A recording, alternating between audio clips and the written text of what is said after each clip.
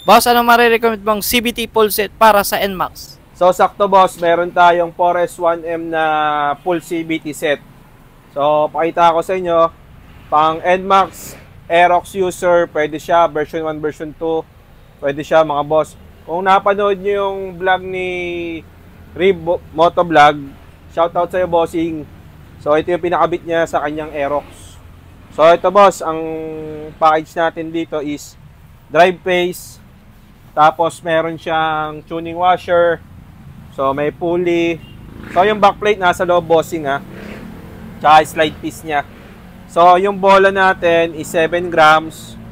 So yung 7 grams kasi, kagandahan dyan, kahit anong weight kasi ng driver, magko-compatible si 7 grams.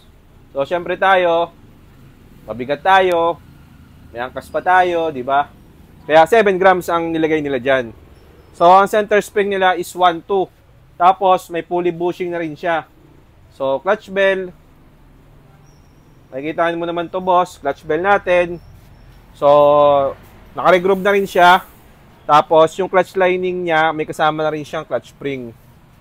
So, doon sa mga nagtatanong sa akin, kung okay ba ang 7 grams, ang masasabi ko lang ay okay na okay bossing. Kaya siya, nakakombi siya ng 1-2 RPM sa center spring niya.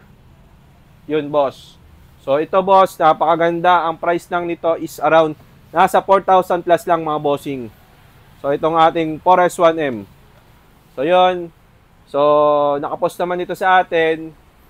So, thank you.